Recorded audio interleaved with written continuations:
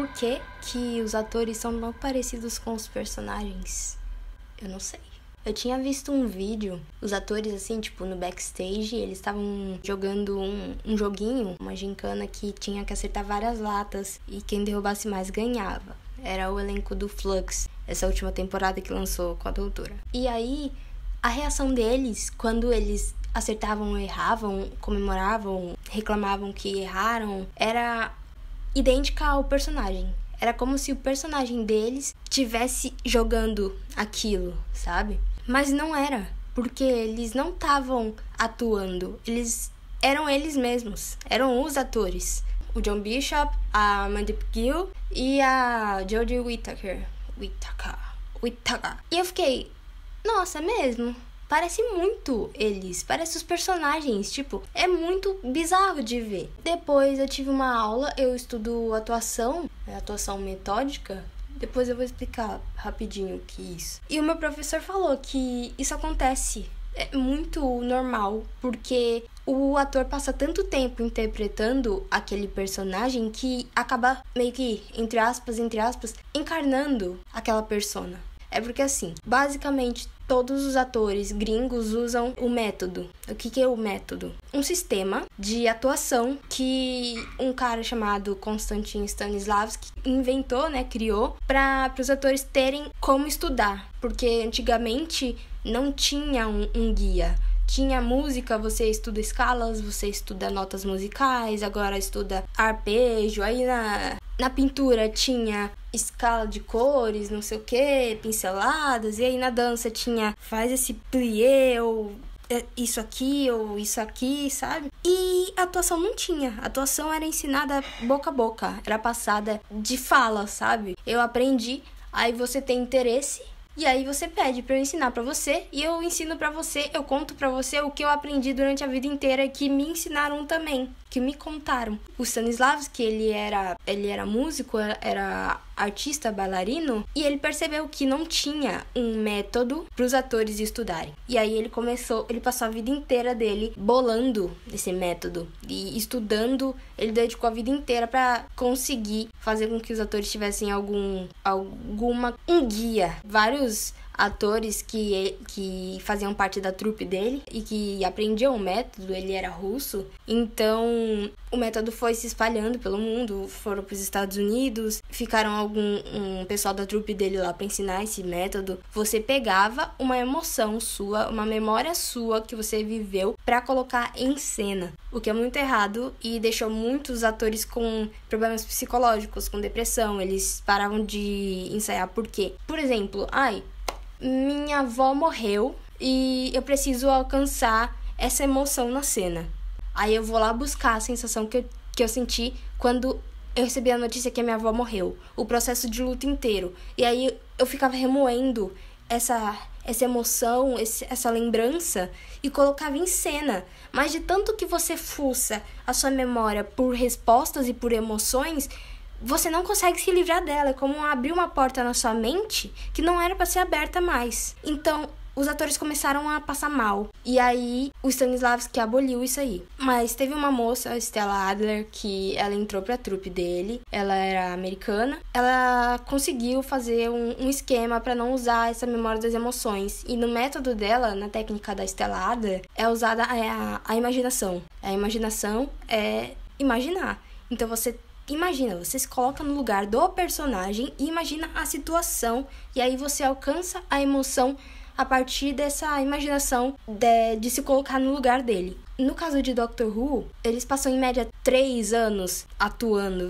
supondo que cada temporada sai em um ano seguido. Se você passa 3 anos sendo doutor, você tem que estudar os doutores anteriores, todos, e você tem que estar dentro de toda a história, todo o universo, pelo menos da série, não do universo expandido, livros e, enfim, spin-off. Você tem que saber tudo o que rolou para você poder estudar. E é um laboratório, você vai estudar, você vai pesquisar como que esse doutor ele se comporta, como ele pensa, como ele age, o que ele faria nessa situação, quem eu sou, onde eu tô, por que eu tô assim. E aí ele tem que estudar como que foi a regeneração anterior à minha. Como que o último doutor estava lidando com as coisas?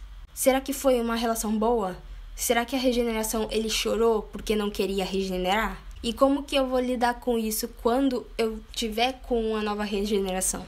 E isso é uma coisa muito que você tem que se entrar dentro, você tem que realmente entrar dentro de cabeça. E aí, por isso que tem casos de atores que entram no set meio que agindo como personagem, essas coisas. E o personagem é rude e a pessoa acaba sendo rude. Ou fazendo alguma doideira, tipo o Jared Leto quando fez o Coringa, sabe? Porque você tá dentro do personagem, você tem que usar muito a sua imaginação e ela tem que ser muito boa, tem que ser muito fértil. O ator precisa ler muito, tem que consumir muita coisa pra você ter um estímulo da sua imaginação, porque vão perdendo isso. E aí, isso é difícil de sair. Quando você entra nesse estímulo, nessa imaginação, em tudo isso, se alguma distração te pegar, é complicado de você voltar novamente pra aquela imaginação, pra aquela zona que você chegou. Eu tava vendo uma entrevista do Jared Leto, ele falando de um papel que ele fez e que ele usou o método, né, que ele é um ator metódico. E aí ele fala que ele perdeu vários quilos porque ele não comia.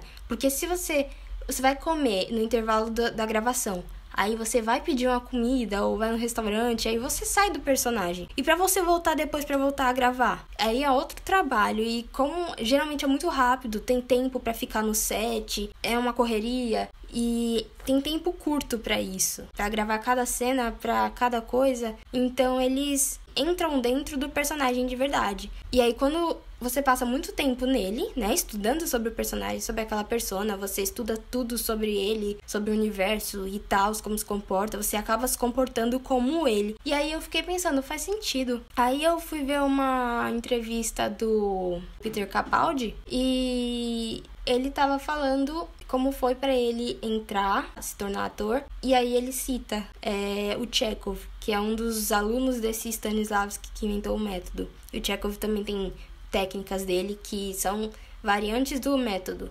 O método é como se fosse um termo guarda-chuva e tem várias vertentes, sabe? Que pessoas, alunos criaram, alunos do Stanislavski e etc., criaram para facilitar a vida do ator e do estudo dele. E aí fez todo sentido para mim quando o professor falou isso. Eu fiquei, é mesmo. Porque a reação que a Jodie tinha quando ela ganhava ou perdia no jogo era igual o que a doutora faria na série. Mas faz muito sentido. É só um pensamento que eu precisava falar porque eu acho muito interessante. E eu tô com uma rifa pra rifar um Kindle. E aí eu vou deixar o link na descrição, porque, como eu falei, eu estudo atuação e eu consegui uma bolsa pra estudar, fazer a graduação em atuação no exterior. E eu tô fazendo essa rifa pra tentar conseguir algum monetário pra me ajudar a estudar e bancar as provas e que eu preciso, as documentações e, enfim. A arte no Brasil, infelizmente, é bem desvalorizada e eu vejo estudar fora do país como uma oportunidade de ter mais conhecimento, porque, por exemplo, todo mundo lá na gringa usa o método. Não existe um ator que não seja metódico. E no Brasil não é assim. A gente aprende coisas, cursos curtos de infância ou cursos de shopping. A gente aprende as coisas e jogos de interpretação que a gente nem sabe o que é. Mas aí você vai ver aquele negócio de imitar animal, de fazer um animal, é animalização. É da Stella Adler. E isso ajuda muito a entrar no personagem. Por exemplo, o Benedict Cumberbatch, quando ele fez o Hobbit, ele usou animalização pra fazer o personagem dele, que era um dragão. Então ele estudou as cobras, né, o comportamento, pra aplicar ela no comportamento do dragão que ele ia interpretar. Então o jeito que ele fala, o jeito que ele se movia, porque mesmo que ele usasse só a voz pra fazer o personagem, não tinha como só usar a voz. Ele precisava usar o corpo dele pra expressar aquilo. E ele foi usando os manejos, o jeito de falar, como, falando como uma cobra, assim. E aí ele conseguiu o papel. Isso devia ser mais explorado no Brasil, mais dado com mais atenção, se bem que o Stanislavski, ele escreveu um livro contando sobre o método que ele criou junto com os alunos dele, né, Stella, o Chekhov, o Meisner. Ele dividiu esse livro em 3 partes, que na verdade é um só. E aí o livro demorou muito para chegar no Brasil. O primeiro chegou e depois demorou muito tempo para chegar o segundo no Brasil. E aí muitos atores que só leram o primeiro livro, tipo, atores mais antigos do Brasil, eles usavam a memória emotiva. Toda vez que eu falo a memória das emoções, eu quero dizer memória emotiva, porque tem uma diferencinha entre as duas. E aí quando eu fui gravar, eu acabei falando a segunda, mas não vem ao caso, mas é só pra não confundir. Se eu falar a memória das emoções, eu quero dizer memória emotiva. E muitos atores também já se prejudicaram com isso. A Stella Adler foi uma delas, né? O pessoal lá fora teve acesso aos outros. A gente ainda tem gente que não conhece. Então, estudar fora é muito assim... É uma... não só troca de cultura, mas é uma oportunidade, sabe? E por eu ter conseguido bolsa, e sempre foi uma coisa que eu sempre quis, desde criança, é muito importante pra mim. Ter a arte valorizada assim, reconhecida, é uma coisa surreal. Então, vou deixar o link na descrição, se vocês puderem comprar um número na rifa, ou compartilharem. Se você estiver vendo isso, hoje é dia 24 de fevereiro. Não sei se a rifa ainda vai estar disponível quando você for assistir isso aqui. Mas é isso que eu queria dizer, só compartilhar esse pensamento. Valeu, até o próximo vídeo áudio. E é isso.